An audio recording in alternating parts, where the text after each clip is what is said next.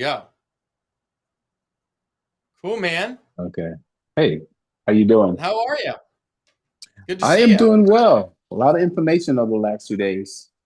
Yeah. I hope it's, yeah, it is a lot. You're Oh, right. oh yeah. But I promised people, I'm like, yo, this isn't going to be some like goody two shoes high level where you don't give you any weeds. Well, yeah, definitely. Very informative. A lot of notes. So, it's just, I guess it's just a matter of practicing what is practicing and putting what you said into action more so than anything else, right? And Sure. not just hearing it one time, but repeat, rinse and repeat, and continue to do it. Yeah. Yeah. And getting over some of those mental hurdles, a lot of times too, depending on, where people are at, in their journey. Yeah. For me to kind of jump and take that leap, I had a tragedy in life. And I don't know if you were here yesterday, I was kind of explaining that, in Yeah. 2018, I had this moment where, yeah, I had a tragedy where I'd lost a loved one, my sister and the family. And it obviously puts perspective on life very quickly. And then you Hmm. go into these belief systems like, am I doing everything I should be doing? Right? Am I stepping up? Because one of my greatest fears um, is honestly being 80 years old, sitting on my deathbed, having to have a conversation with my 40-year-old self and telling that 40-year-old self, I'm sorry, man. I'm sorry I didn't go for it. Yeah. I'm sorry I was too chicken shit. Right. And I just Yeah. sat here, analysis paralysis, not making it happen. Right. I mean, like that honest to God, like scares the crap out of me. So, I mean, that is part of the pain that will drive you. So that drove me at that moment to say, screw it. I'm booking my ticket. And I booked it out Yeah. to Boston from completely across the country, went to that conference, spent the money, dialed into it. And it was a life changer for me because I that's can what triggered imagine. it for me to then jump in and, get my own mentorship and dive in and look for the first deals and get across the finish line and start making this journey. Then now I look at it, I go, shoot, dude, we went from one condo in 2010, took us 8 years to get to 20 units, right? I mean, I'm eight thinking about years. this. 8 years to get to 20 units. It took us Mm-hmm. 3 years to get to 1,000. 3 years to get to 1,000 units. That 2018, we had 20 units. 3 years later, 1,000. And the only way that that happens is by syndicating apartments and scaling that your I money. love. That I love. So let me. I heard you talk about the fund that you have. So if and how does that work? If we wanted to, I think a lot of times it's all about diversifying, and so if we end up having an opportunity to invest in your fund, but also be able to acquire apartment complex in in the same stroke. Yeah. I guess the question is, what are the requirements to join your fund, and then find out how we can kind of leverage both aspects of the wheel. Yeah. And we do both too, right? Because that's how we Hmm. scale our money. So we own 6 different mobile home parks, but we have that a little more passively because we're invested in a mobile home park with our friends to do that. So we do the same thing, and I recommend that. It's like you said, it's playing the game of active and passive, and maybe doing a little bit of both if that's something up your alley. So yeah, you can Hmm. absolutely do that. Nothing against it. We do it now, and we actively run things because we can. And then we also Hmm. passively invest into certain asset classes where maybe it's not our forte, but we have people that we can do that with. So I would recommend the same thing, So yeah, and we can send out, I mean, stuff on like the fund and stuff. I don't try and pitch that stuff, but yeah, Hmm. happy to do that. For ours, it's a $50,000 minimum investment to come into the fund. Projected returns are 18 to 22% a year, and the reason we do that, it's a 9 to 12% preferred return. And then it averages out around 18 to 22% a year. The reason that happens is because it's a hybrid, right? We have 25% of the money going into the flips, 75% of the money going into the multifamily game. So when we blend those together, that's how you're able to get those returns. Yeah. Gotcha. Yeah. Gotcha. So it's kind of Okay. blending risk too, right? So we're not Hmm. risking into the flips too much, 25%, but it's giving us the velocity. And then you come into the Gotcha. multifamily, and most of the money's going there, which is where you get tax benefits, long-term cash flow, all that stuff. So that's how we designed it, and that's how it's gone. Yeah. Gotcha. Okay. Yeah.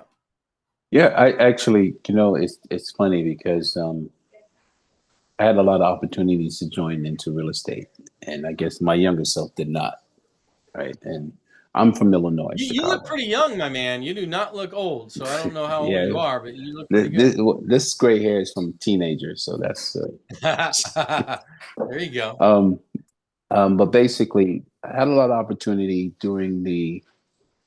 um, during the time in Chicago, actually, and really didn't take advantage of it. I think one of our friends' father was into real estate, and he was kind of leveraging us for us to buy in a very predominant area, but it wasn't predominant at that particular time. Where buy houses, hold on to it, and let developers come and buy it, and then possibly develop some right into massive single family homes. And Mm, so, just kind of my journey is I've gone through the whole aspect of investing in stocks and of course, cryptocurrency, et cetera, et cetera. But I came to a point where I just said, you know what, there has to be more, right? There has to be more because I think, there's a lot of volatile things in the market. And I think you want to find something that's a little bit more stabilized, and that can be passed on as well. Passed on, to the kids, but also be able to teach them how to manage and how to leverage it, when you're gone, you yeah. know? Yeah, and it's all part of that puzzle. So I guess you touched on something important there. Like you had your chance, right, back when, and you didn't take it, right? Mm-hmm. And here you are, midlife, and you got another chance. Because here's the cool thing, and like I said, and I keep putting my hand on this. There's never been a time in our history to date in America over a 10-year window that an apartment building has not doubled in value. Okay. So if you bought something for $1 million today, in 10 years, it'll be at least or greater than $2 million. Yeah, And so I it's, believe that. and so then it becomes just don't lose it, meaning, right? So it's never an issue with real estate. Like you never lose in real estate unless you're forced. Think about this. You're never losing in real estate unless you're forced to sell properties, because over time, like it's like very, very simple and it's predictable. The only time people lose in real estate, as we've seen, is when they get into positions where they have bad leverage, bad debt, bad financing. Mm-hmm. So that now allows them not to hold on to the property. So now they're forced to sell it, or they can't pay the debt, or something's happening because they either over leveraged it or they put bad debt in terms of interest rates and terms on it. And it happens, right? I mean, the financial crisis was a perfect example. I watched my dad go through a $60 million bankruptcy. Craziest thing I've ever seen in my life. 60 million. Wow, Wild. that's a lot. Oh, it was So, off the chart, right? It was so just let, the craziest thing I've I, ever seen in my I life. have a question. So I know that we were talking about the breakdowns and when we get an investor to come in and how we break down the investment where, after everything is, during the monthly collection, 40% comes to us, but 60% goes to our investors based on how we set it up. My question to you is, um, should we put a percentage of that away for savings in regards to unexpected expenses that may come up where that we're not running around or trying to leverage money to take care of those things? Correct. Yeah. So you have a reserve and replacement line item in your budget. Okay. That's all part of it. So it's already built in. So when I say the numbers you're talking about, that net operating income number, right? That number that goes Hmm. out to everybody, it's already including after you're paying for a reserve and replacement account. So Gotcha. it's already built into the expense budget of the property is a reserve and Gotcha. replacement line item. And that's for the stuff you're talking about. It's called the OSHIT number. Oh, it's So but in do we case continue? things happen, that's right. You have a Mhm. line item there for what's called CapEx stuff, capital improvements, Gotcha. stuff that you can't plan for. That's right. Gotcha. Okay, I Once didn't see again, that. Okay. it's mitigating the risk, and that's why you have that line item. Because what'll happen is, like anything, nothing really happens for a while. Everything's running great, and then all of a sudden, some washer dryers blow up, water heaters blow up. You have to replace part of the roof, right? I mean, that's just inevitable. Mm-hmm. So you have that reserve and replacement account that's being accumulated into and deposited every single month. Every single month, money's going into that thing, and it builds up. And then ultimately, you'll have a big trust fund for when stuff like that happens. Gotcha. Okay. Yeah. Yeah. Well, okay. That's And good then to know. also, FYI, part of the closing cost, right? When I was Mm-hmm. talking about closing cost, there's a number in there that allows for working capital, like when you get started, and part of that working capital goes into that fund to kind of start it for that reserve fund. Gotcha. Yeah. Okay. But that's Yeah, I think that's the little nuanced details. Yeah. yeah, like I said, it's very a lot of information, I've heard before, but I think you provided a good amount of detail, and I love the approach. I think we had a 101 about a month ago, before my travels, and I came back, and now I'm here, and so now I'm trying to, let me rephrase that. Now I'm going to execute on really trying to go ahead and acquire. My goal for 2026 is to at least acquire 2 units minimum. And that is the minimum. And are you in Illinois, or is it? No, I'm in Atlanta. I'm in Okay. Atlanta. Actually, I was actually looking at a 24 unit. And I put it through the spreadsheet, but I wanted to make sure that I'm doing everything right. So I think I set up some time with someone on your help desk to kind of walk me through the format to make sure I'm not missing any numbers. Yeah, great point. And so, part of that is like when you're reviewing deals, let's say you're in the community, you would submit that deal to us and our team. We will review it alongside you, reply to you, going through that deal analyzer, showing you where you're good, where you're bad, and tweaking things in alignment. So that way, your numbers, and you'll get smarter, right? What'll end up happening is after about 2 or 3 of those things, you're like, okay, I'm picking up on this, right? Because it's happening in real time with you. And you're seeing the areas that you need to work on. Oh, I put a number here wrong, looked at this wrong. I didn't look at this. I need to put that there. And you'll immediately pick up on it. Then now your analyzation will be just like on point pretty quick. Mm-hmm. So let me ask you a question. So I know a lot of times some of these apartment complexes are a bit overpriced. Mm-hmm. And what I do, and this is just me, and you can tell me if this is wrong or right. And how I identify if it's overpriced is I create a strike price, right? So what I do is I'll take the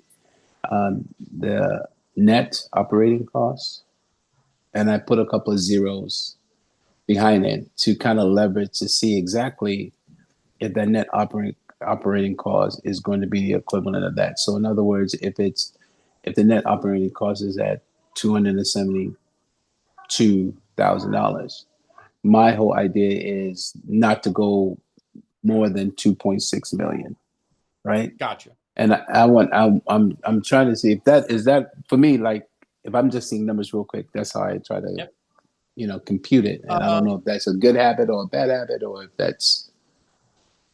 I mean, I once again, I go back to the 3 metrics, and you don't need to go through a grand deal analyzer to do that. That's why we keep a simple one for the beginning, because you're really looking at 3 metrics. Yeah, I mean, it's your cash on cash return, it's your IRR, and it's your equity multiple. Because I know that if those 3 things are in alignment and where they need to be, the deal will produce cash flow. It'll pay you and your investors. You guys will all make money, and it'll be a cash flowing asset that has, reasonably low leverage, and you'll sail off into the sunset. I mean, it's basic math, as Rudy was alluding to earlier today. It's just basic math. And so there's not really, because when people say, oh, you can use the 1% rule or the 75% rule or this, and yeah, those are all kind of back of the napkin things to consider, but you can very easily get to the cash on cash IRR an equity multiple by plugging in some simple numbers into our deal analyzer. Because like I said, we give you two different ones. We give everybody the simpler one, meaning 0 to 50 units as you get started. So that way you can easily see how numbers, right, interact with one another and get to the number you're looking at quickly. Then we have another deal analyzer when you're ready to go above 50 units and you're ready to, play with big boys, right? That's a whole deal analyzer that's much different, right? But I don't want to give you that initially. Your head will pop off your shoulders. So I need to, we need to walk before we run here. But that would be the way that we start everyone. And then you get very, very good, because that deal analyzer is perfect for anything under 50 units. Plug and play, and you'll get very good at looking at these things. And you could get through a deal within 5-10 minutes. Yeah. Using that thing. Okay. Yeah. So another question. I guess one of the things is as we start to acquire some of these complexes, apartment complexes, and of course some of them are C grade, some of them may be D, and possible some B. But I'm assuming there are, and this is of course down the road. As I have a model: crawl, walk, run. That's my model, right? So the whole thing about it is at the running stage, it's how do you get into the whole development of partnering with someone on developing maybe 100 or 200 unit apartment complex, and have you done that yourself? Yeah, that's a whole other ball game. But yeah, you get into development. You're talking about ground up. Yeah, there's some of them that do ground up, but but you just become an investor, not just And I'm wondering, have you yourself had the opportunity to do that, or thought about that as well? Yeah, I knew a few folks in the space. So I come from a land development background. So we take raw dirt, we will entitle it. That's what they call that, entitling the land, getting it to permits, and then you can build it vertically, right, with capital and stuff. That's just a whole other army, right? Because you're not taking an existing building. You're taking something from 0 to hero just to get it to an existing building.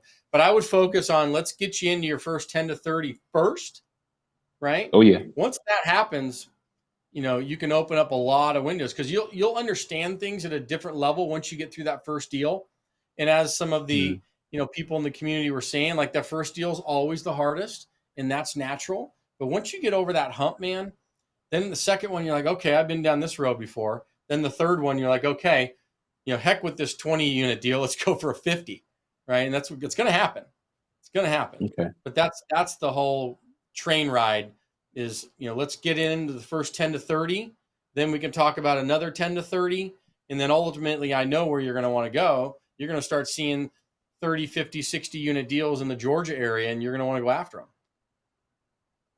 Yeah, definitely. Some in the Georgia. Well, I personally think that the Georgia areas, prices are extremely overinflated. Oh, they are. You have to go to the outskirts for sure. Yeah, the outskirts. The main hubs. You're totally right. It is overpriced in certain areas, but you can go find some of those other deals on some of the what they call tertiary markets. All within 25 miles of the Atlanta area and some other pockets. Yeah. So definitely want to be able to Let's make it happen, baby. I see you're right there, and like it's just literally a mental jump. And I get it. Yes. I get it. You got to make that mental jump. We'll help you do it when you're ready. Okay. Oh, I love the little ones. Right. I know that's my little partner. Sorry about that. No, it's so good, man. Definitely. So good. Well, yeah, I look forward to seeing you on here tomorrow, and we'll get through the closing process and those details, as well as property management. We're going to be heading into all that tomorrow. So it'll be a great kind of half day to finish things up. Okay. Sounds good. Be there with bells on. Cool. Thank you very much, man. Okay. Appreciate it. Thank you. Bye-bye. Awesome, everybody. So yeah, that kind of finishes up our kind of laser coaching and giving some people